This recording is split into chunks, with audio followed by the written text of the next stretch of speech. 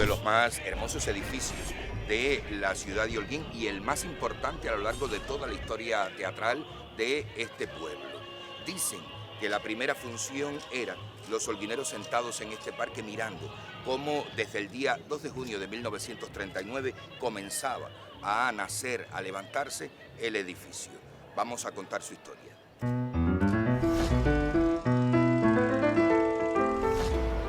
Un notable artista del teatro lírico de Holguín, Martín Arrán, me ayudará a narrar esta historia. ¿Cómo está, Martín? Qué gusto. Sé que lleva muchos años escribiendo un libro sobre la historia del teatro. ¿Qué le ha motivado? Bueno, en primer, ese teatro ha sido parte de mi vida, porque desde niño, de la escuela primaria, ya yo participaba en eventos de la escuela, ¿no?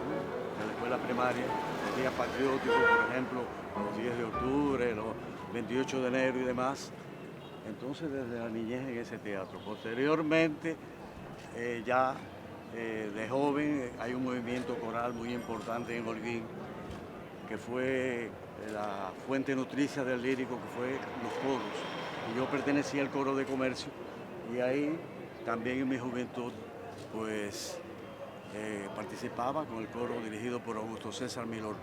Posteriormente surge el lírico, que el mismo coro fue lo que nutrió para que surgiera el lírico en 1962. Y después, imagínate, más de 50 años en ese escenario.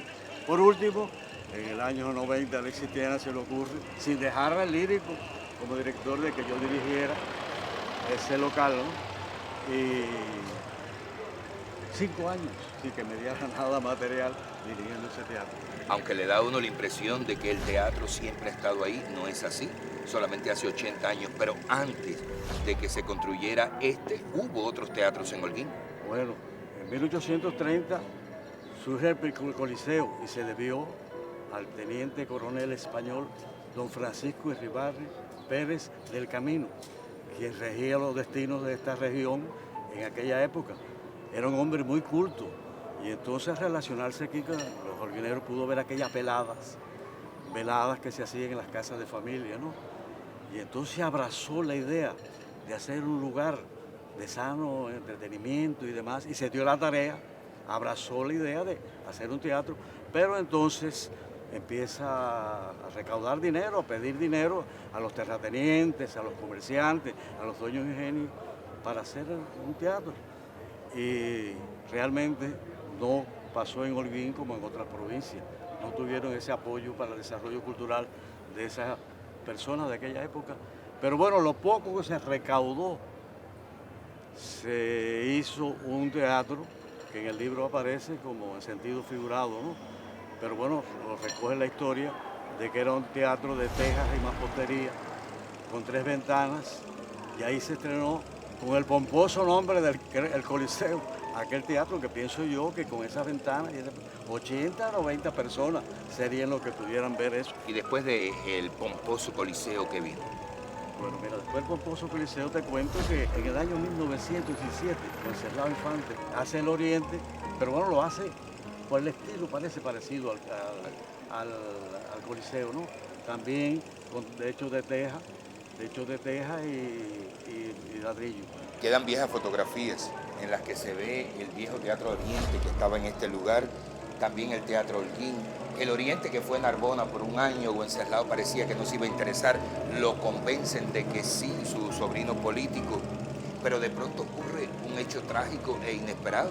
La amante de Wenceslao Infante, Hortensia Martínez, El 31 lo de asesina. diciembre de 1925. Entonces, Martín, ¿cómo es que muerto Infante se decide hacer el teatro de todas maneras? Mira, la viuda depositó de su sobrino las cuestiones del teatro. Yo atendía a los hijos y demás representantes de las distintas empresas, pero el teatro lo decía Isidro.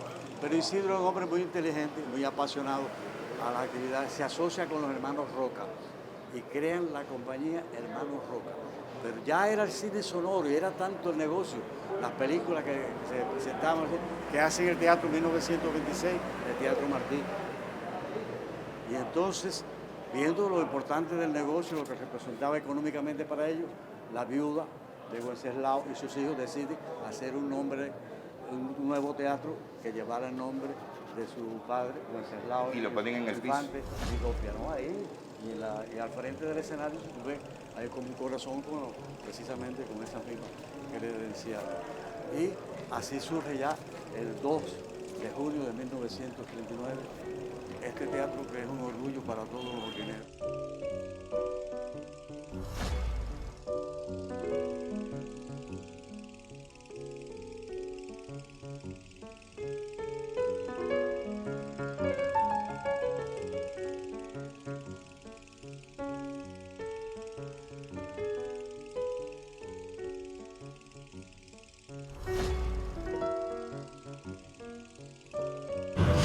Cuando este libro de Martín Arranz se publique, va a tener muchos compradores porque hay mucha curiosidad guardada en este libro sobre el teatro en Holguín.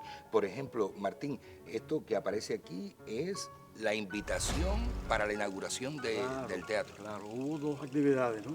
La primera fue a las 6 de la tarde, se tocó el himno nacional con la Orquesta Vilés y las palabras estuvieron a cargo del abogado, periodista, y que fue alcalde de Holguín, Juan José García Benítez.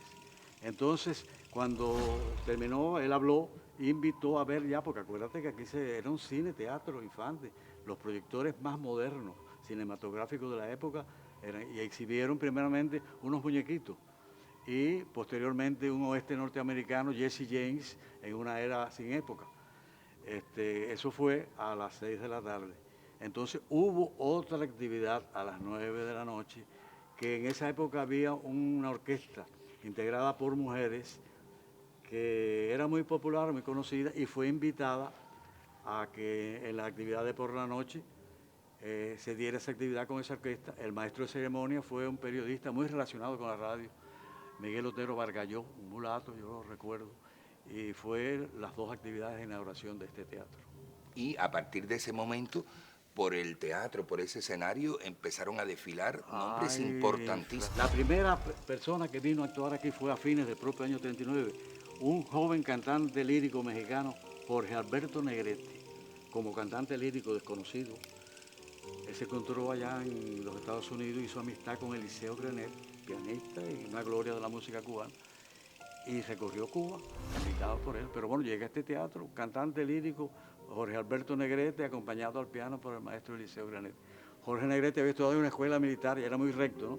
Y cuando subió a este escenario y vio tan poco público, no fue del agrado de él y tuvo palabras parecidas a estas. Bueno, que no me vengan a ver a mí, está bien, pero una gloria como esta, como el maestro, que no venir a ver el teatro, muy disgustado. Vino muy poca gente al teatro. Ahora, lo que pasa es que en esos momentos todavía Jorge Negrete no era el ídolo. No, en 1944 hace la película A Jalisco no te rajes.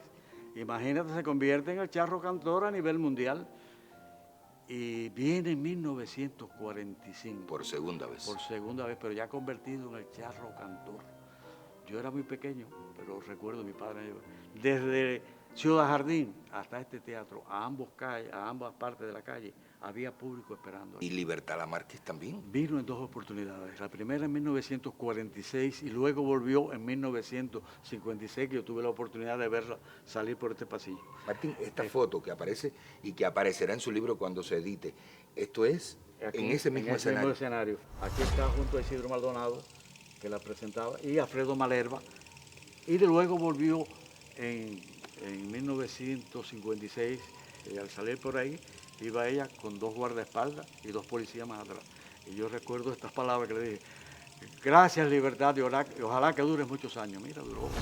Además, es ese escenario el escenario principal de toda la historia de un artista holguinero que no por gusto esta sala principal del Teatro Comandante de Isuñol lleva su nombre, Raúl Camay. Mira, César, aquí a nuestra espalda está el foso.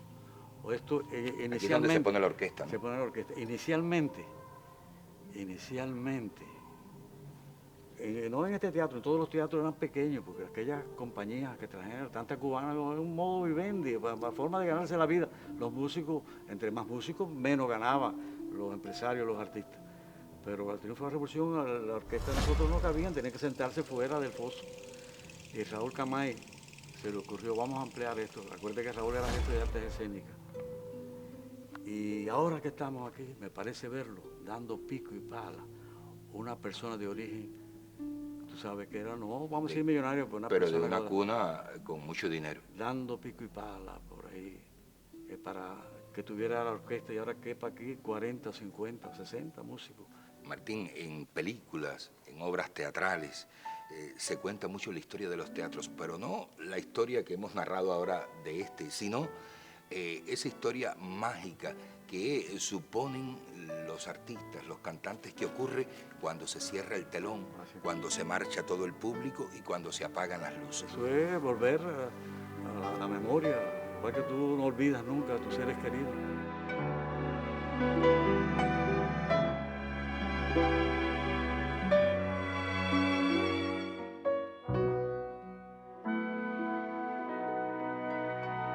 Yo le agradezco mucho que haya escrito este libro y le agradezco todavía más que antes de su publicación ya lo esté compartiendo con nosotros. No queda la menor duda. Sin este edificio, la arquitectura holguinera fuera otra. Y sin este edificio, la cultura de los holguineros no sería la misma. Hasta un próximo encuentro.